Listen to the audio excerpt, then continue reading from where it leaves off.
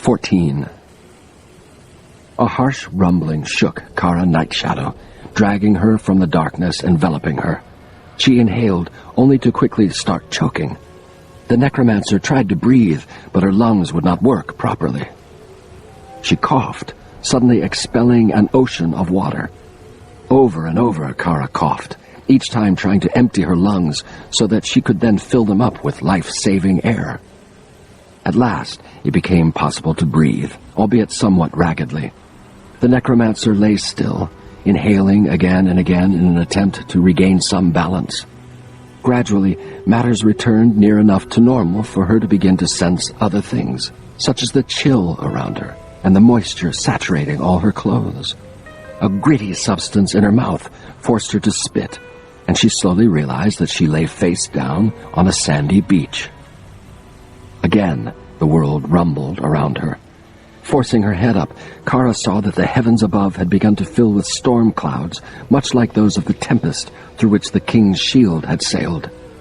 In fact, she suspected the clouds above to be the precursor of the same storm, now ready to assail much of the eastern coast. Memories began to return, memories of Captain Geronin in battle with the Revenants, then the two undead dragging the necromancer through the portal and into the raging sea. After that, however, she could recall nothing whatsoever.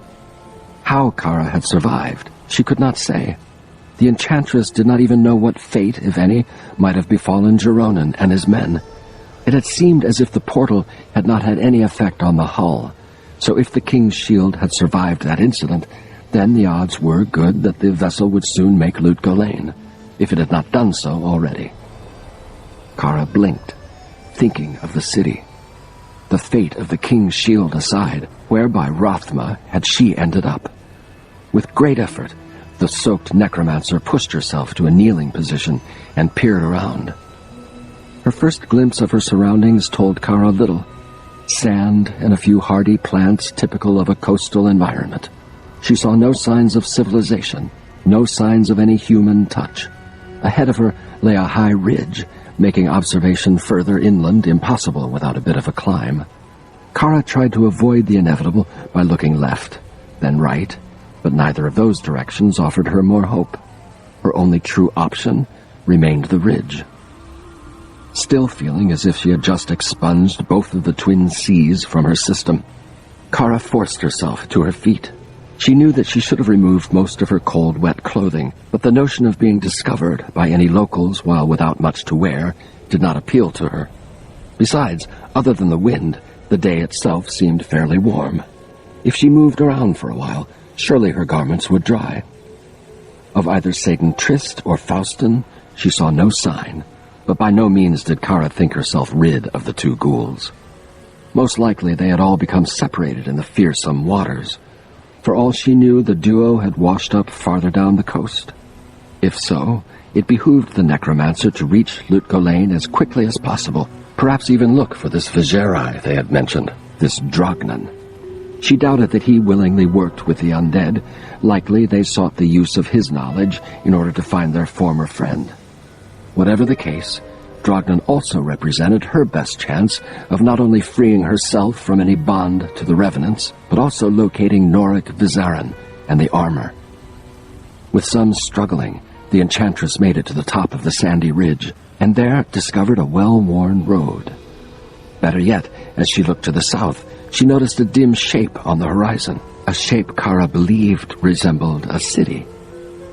Lut-Gholein? With as much eagerness as her weary mind could muster, she started south.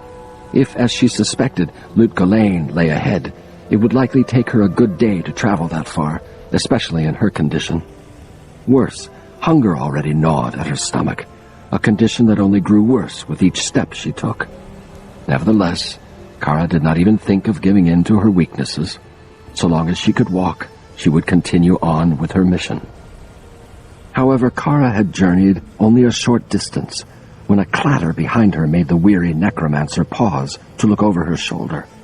To her relief, she spied two well-laden wagons making their way from the north, a bushy-bearded old man and heavy-set woman in the first, a younger, wide-eyed youth, and a girl, most likely his sister, guiding the second. A family of merchants, no doubt, on their way to sell their wares in the thriving metropolis.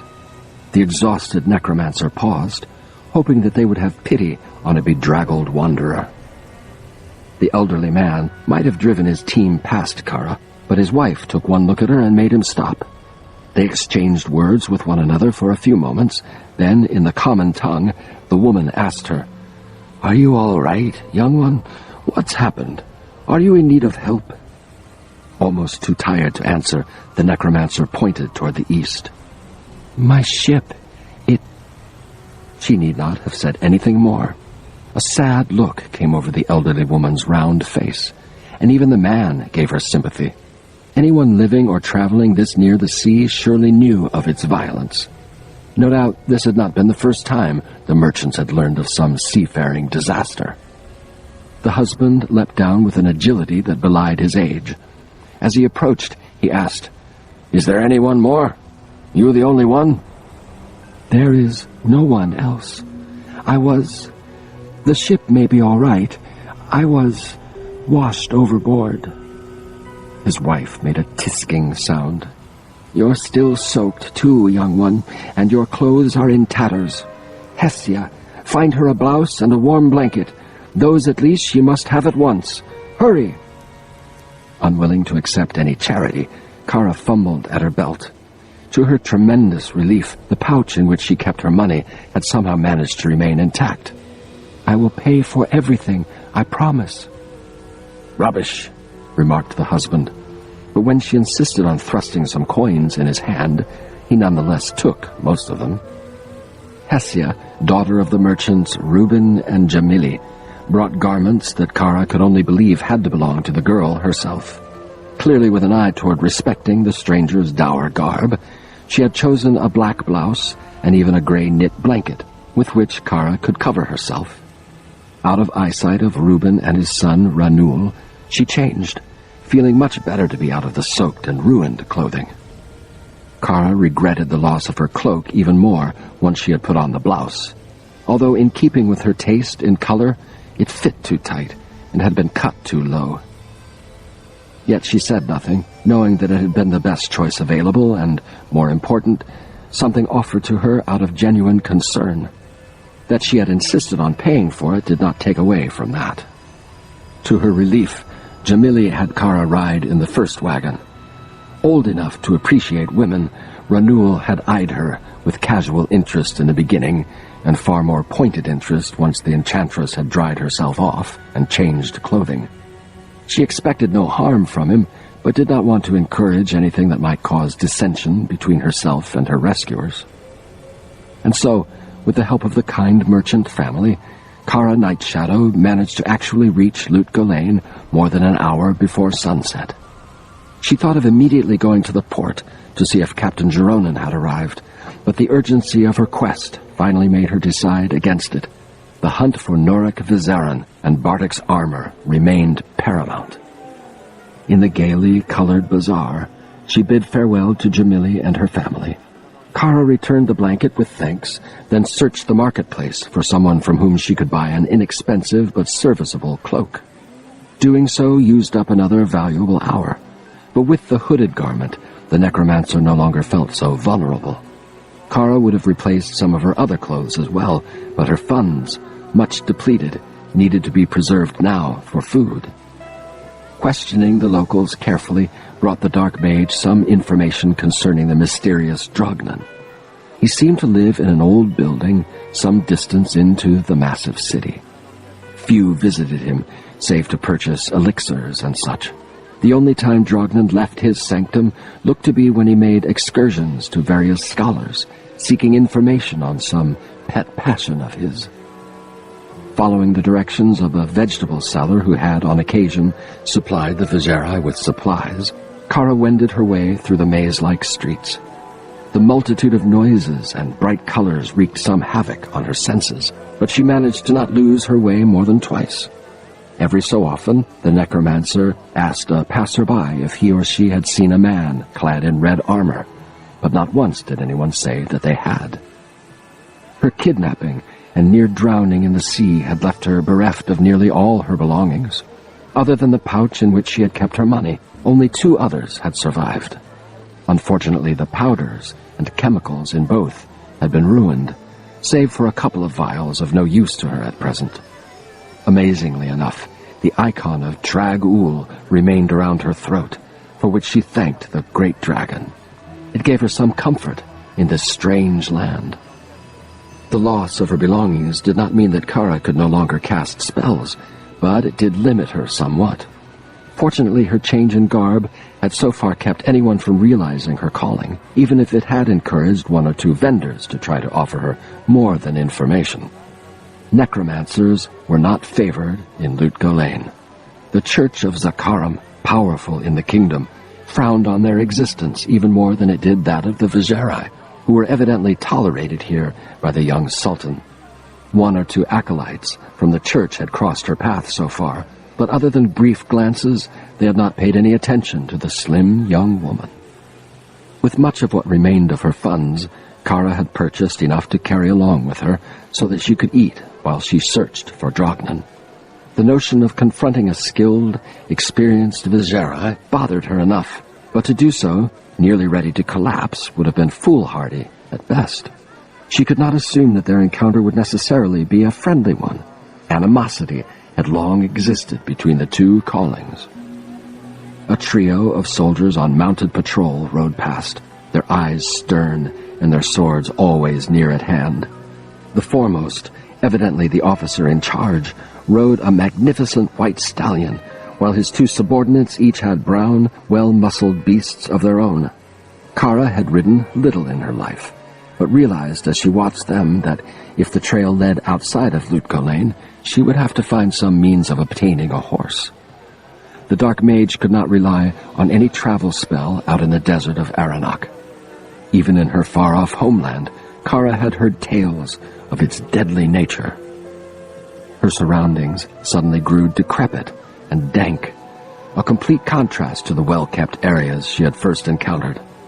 Kara cursed herself for not having parted with her remaining coins for a usable dagger.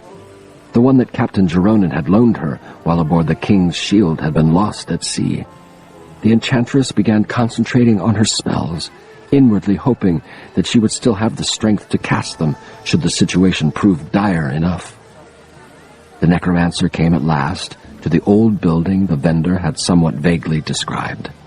Despite its decayed appearance, Kara immediately sensed forces at work in and around it. Some felt extremely ancient, surely even more ancient than the edifice itself. Others seemed more recent, including a few that had to have been summoned not all that long ago. Climbing the outer steps, Kara looked over the ruined doorway, then stepped inside, and found herself standing in a time-worn but still magnificent hall that spoke of the glories of another time, another place, while also projecting a sense of long-ago abandonment.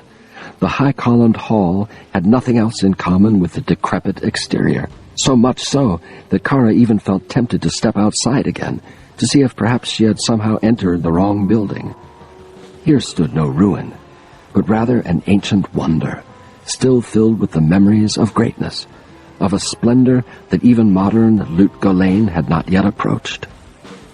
The necromancer walked slowly through the hall, her mission still in mind, but her attention distracted by the awesome marble columns, the imposing stone fireplace that covered nearly all of one far wall, and the massive mosaic floor upon which she cautiously tread. The floor, in fact, ensnared her attention more and more as Kara walked. In it, the artisan had captured intricate images, both fanciful and real. Dragons curled around trees. Lions gave chase after antelope.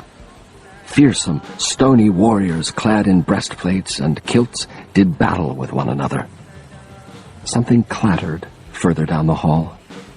Kara froze, her gaze shifting that direction. Yet despite her excellent night vision, she could only make out a shadowed doorway at the far end. The necromancer waited, hesitant to even breathe too loudly. However, when no new noise came, Kara exhaled, realizing that in this ancient edifice, bits of marble and stone would, on occasion, fall free. Even the slightest sound echoed here. And at that moment, something behind her scraped across the marble floor. She spun about, suddenly certain that the revenants had followed her here, and now had chosen to reveal themselves. Against them, Kara could truly do nothing, but that did not mean that she would not struggle. They had already done too much, taken too much. However, instead of the ever-grinning Satan Trist and his sorceress companion, what greeted her eyes proved to be even more startling. The gray figure, wielding the sturdy blade, moved slowly but surely toward her, his intention quite clear. Kara might have taken him for some brigand who had waited in the shadows for her, if not for the fact that she recognized him from but a few seconds earlier. Of course, even if Kara had not recognized the newcomer, she certainly could still make out the many tiny squares of stone composing not only his entire breastplate and kilt, but also his very skin. The mosaic warrior stalked her, his savage expression exactly the same as when he had existed only as a decoration set in the floor. He swiped at her with the blade, revealing then that while he had the height and width of a living creature, he had no more depth to his form than the tiny stones from which he had been created. Not for a moment, though, did Kara think this any weakness. The magic that had created such a guardian would not have made him so fragile. Physically striking the mosaic warrior would likely be just like striking a stone wall.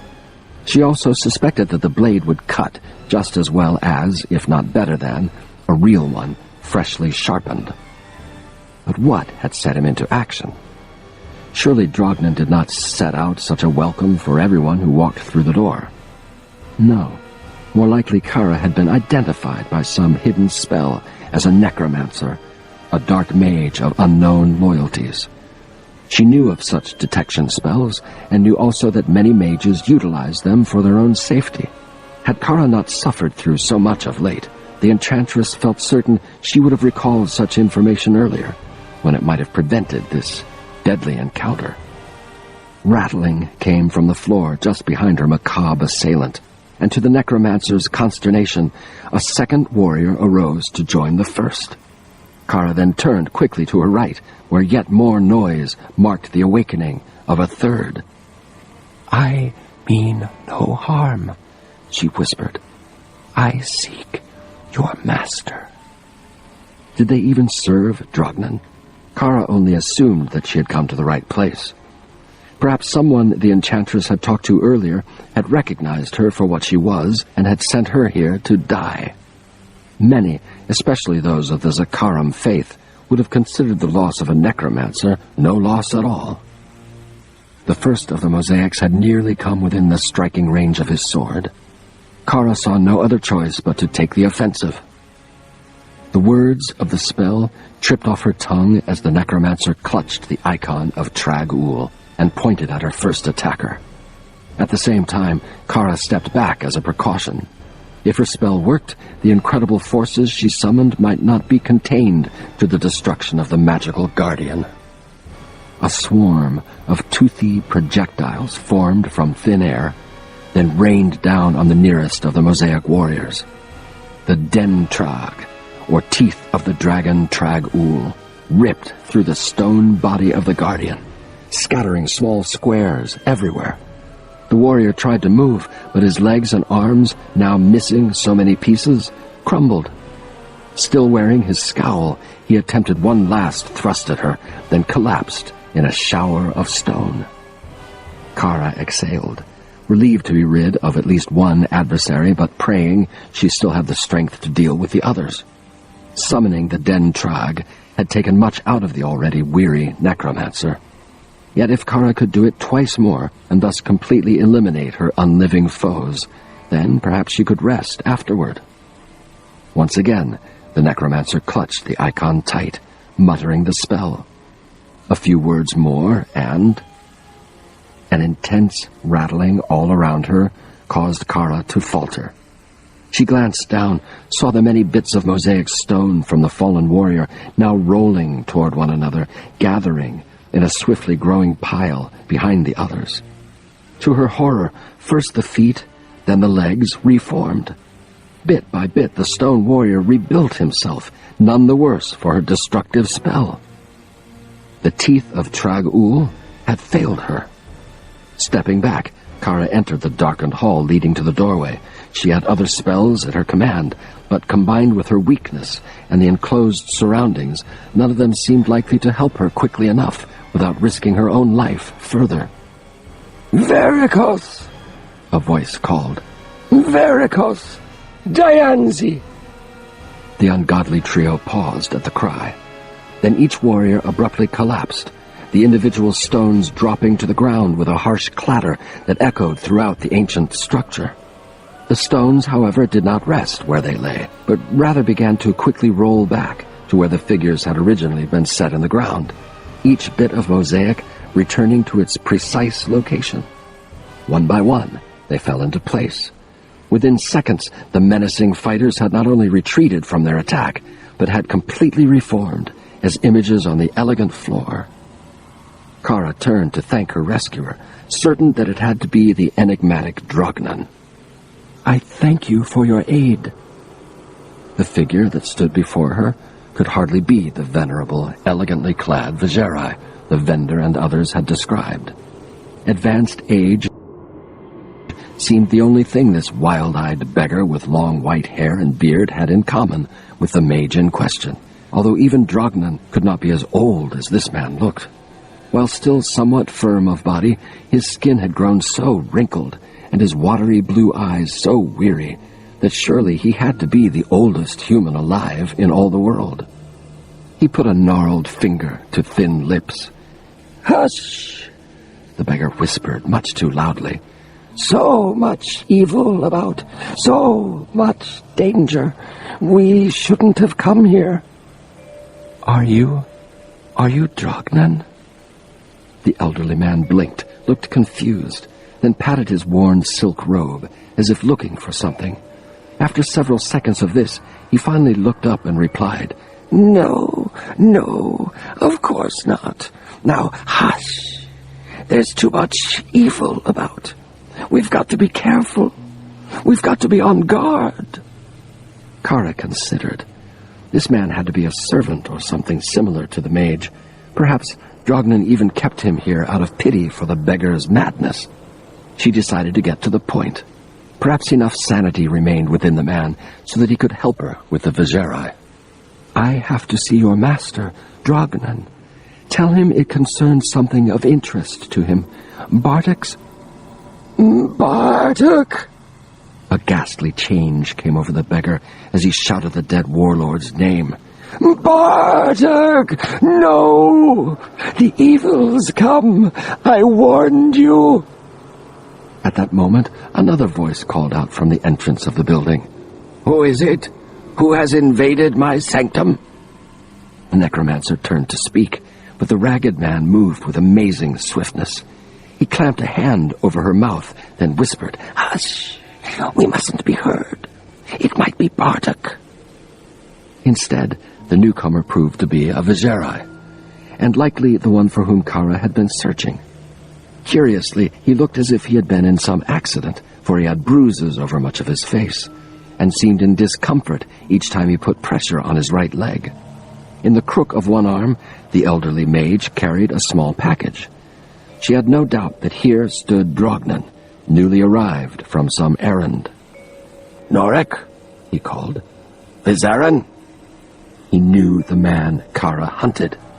She tried to speak, but for a rather spindly figure, the beggar had incredible strength. "Hush!" her unwanted companion whispered. "So much evil about. We must be careful. We mustn't be seen." Drognan stepped closer, surely able to see them now, and yet he peered past both intruders as if seeing only air. "Curious." He sniffed the air, then frowned. "Smells as if a necromancer was about. But that's absurd." Drognan glanced at the floor, at the warriors in particular. "Yes, absurd." He continued to stare, as if lost in thought. Not once did the mage so much as notice the struggling woman or her odd captor. At last, the sorcerer shook his head, muttered to himself about another lost trail and the need to keep searching, then, much to Kara's dismay, walked past her and the madman. Drognan continued on, heading into the darkness, heading toward the doorway she had earlier sought. Heading away from someone in desperate need of his aid. Only when he vanished behind the door did the tattered figure pull his hand from her lips. Planting his face next to hers, he whispered, "We've stayed too long. We'd better go back. Been out much too long. He might find us." She knew that he did not mean Drognan. No, judging by his earlier reaction, her captor could only mean one other. Bartek. He led her along the sculpted floor to the very center, where the unknown artisan had built out of mosaic tiles an intricate temple, like those that might have existed in legendary Vizjun. Kara would not have followed him that far, but as with the revenants, the choice of what her body did no longer remained hers. The necromancer could not even call out. "Soon we'll be safe," the madcap figure muttered to her. "Soon we'll be safe."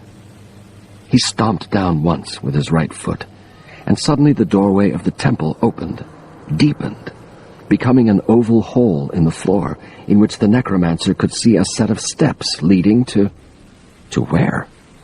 Come, her captor chided her. "Before Bartek finds us. Come. Unable to do otherwise, she followed him down into the earth, down toward a distant yellowish light. As Kara stepped below the level of the floor, the enchantress sensed the stones shifting, the image of the Vizjerai temple returning to its prior state. "We'll be safe down here," the mad hermit assured her, seeming somewhat more calm now. "My brother will never find us here." Brother? Had she heard right?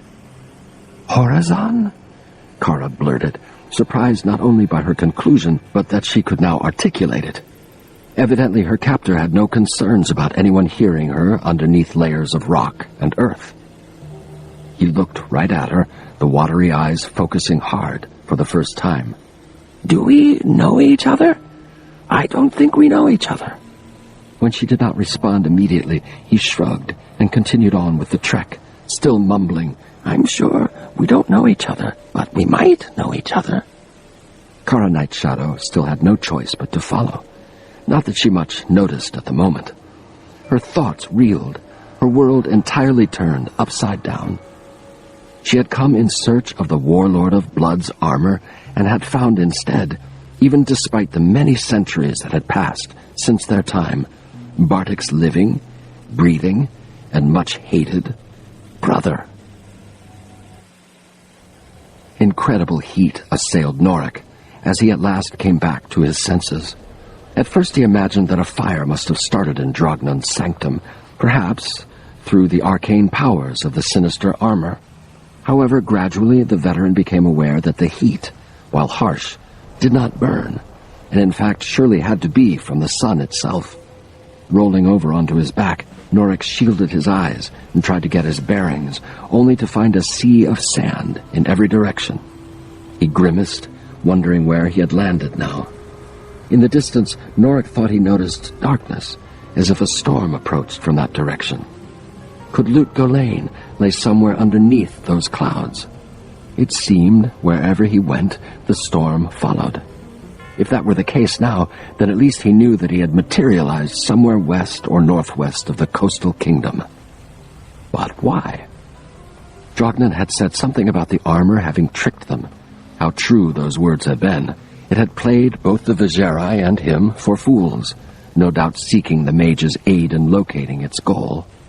Could that have been Horazon's tomb, as Drognan believed? If so, why had Norik ended up out here, in the middle of nowhere?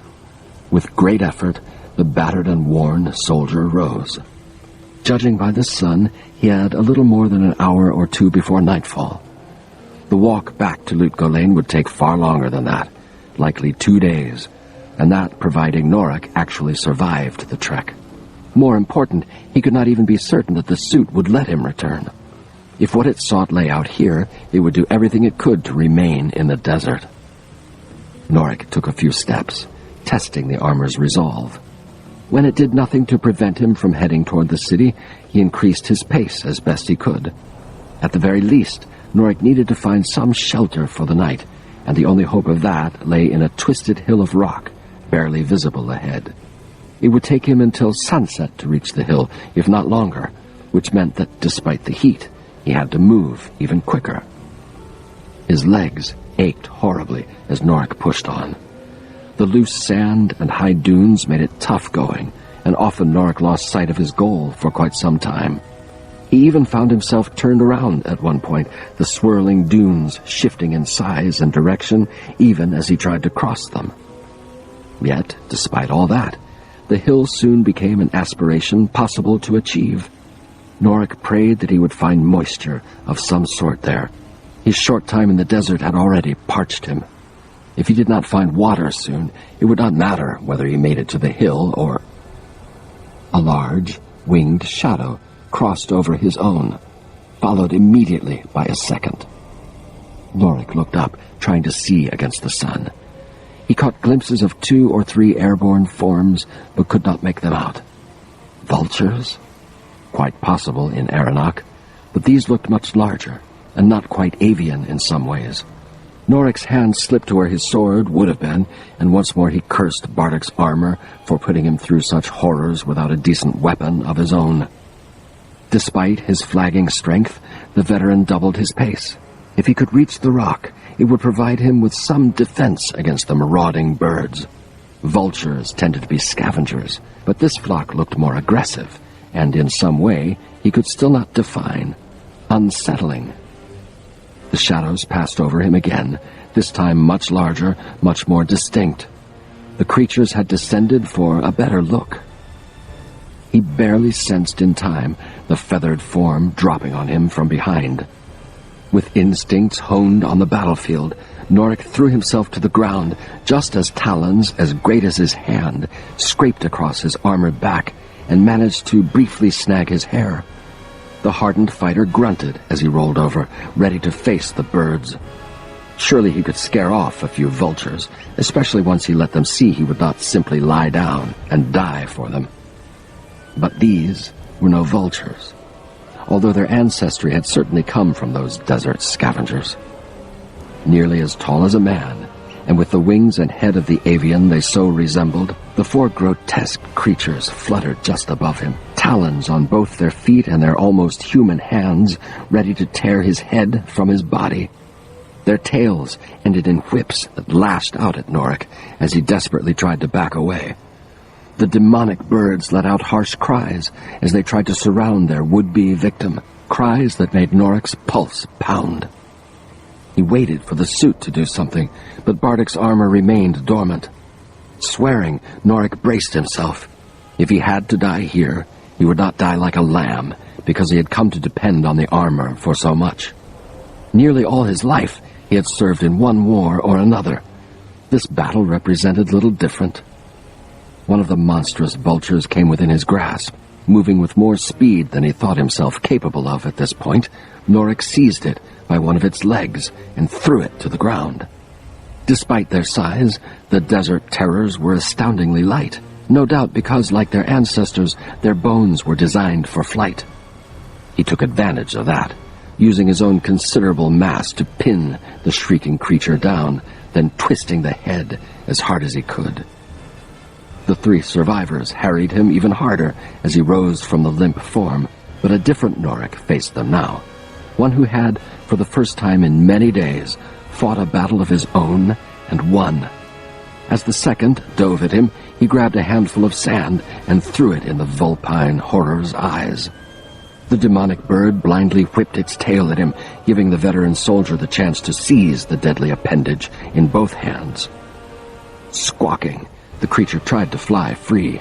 However, Norik spun the massive avian around again and again, driving back the other pair at the same time. The talons of his captured foe scraped futilely on his gauntleted hands, Bardak's armor well protecting its host. Norik's blood surged. His attackers had come to represent to him more than simply the dangers of the desert. In many ways, they now became the brunt of all his frustration and fury. He had suffered through too many terrible events, suffered too many horrors, and not once had been able to do anything about them. Powerful enchantments saturated the warlord's armor, and yet none of it obeyed him. Had it been his to command, he would have used the sorcery of the suit to roast the demonic beast he now held, turn it and its dire companions into fireballs. His gloves suddenly glowed bright red. Eagerly, Norik eyed them, then stared at the vulture demon. Yes, a blazing inferno. He grabbed the furious avian by the neck. The savage beak tried to tear out his face, only increasing his determination to end this battle as quickly and decisively as possible. Norik glared at the monster. Burn! With a garbled shriek, the winged terror burst into flames, perishing in an instant. Wasting not a second, the fighter threw the fiery carcass into the nearest of the two survivors, setting that one aflame too. The last of the avians quickly turned about, flying away as if the hounds of hell pursued. Norik paid its retreat no mind, content to finishing off the third. Its feathers seared away, it tried to emulate its sole surviving comrade, but it had already suffered too much injury. Unable to do more than rise a foot or two above the ground, it could not escape the vengeful fighter.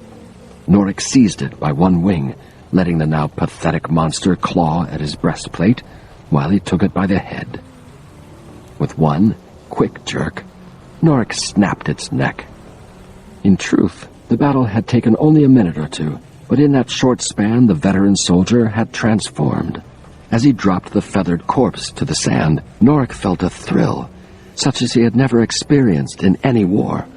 Not only had he triumphed against the odds, but for once the cursed armor had obeyed him. Norik flexed the fingers, truly admiring the workmanship of the gloves for the first time.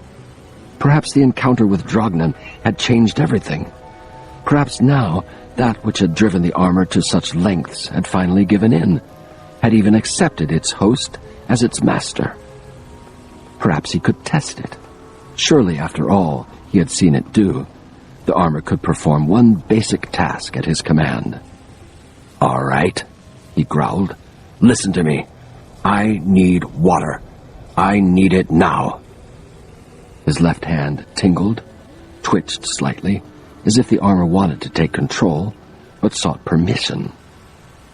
"Do it. I order you." The glove pointed to the ground.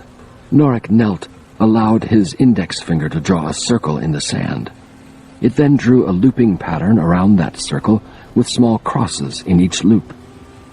Words of power erupted from his lips, but this time Norik welcomed them. The entire pattern suddenly crackled, miniature arcs of lightning playing between one end of the design and the other. A tiny fissure opened in the center. Clear, sparkling water bubbled to the surface. Norik eagerly bent down, sipping his fill. The water felt cool, sweet, almost as if, instead, he drank wine. The thirsty fighter savored each swallow until at last he could sip no more. Leaning back, he took a handful and spilled it on his face. The soothing moisture trickled down his chin, his neck, and into his hot garments. "That'll be enough," he finally said.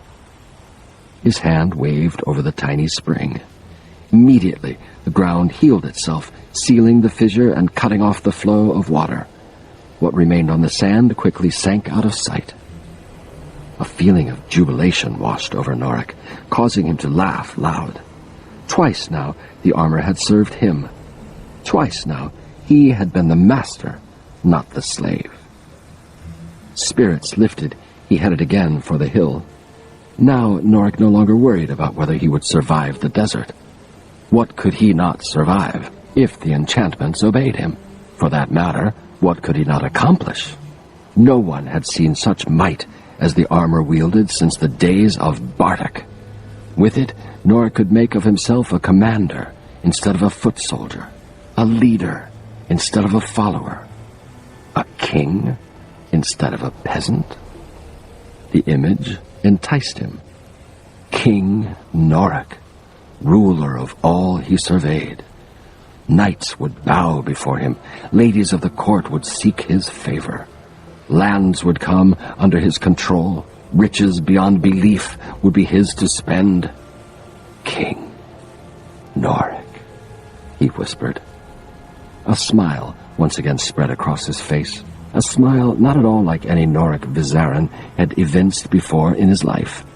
In fact, although he could not know it, Norik's smile resembled almost exactly the smile of another man, one who had lived long, long before the former mercenary. A man named Bartok.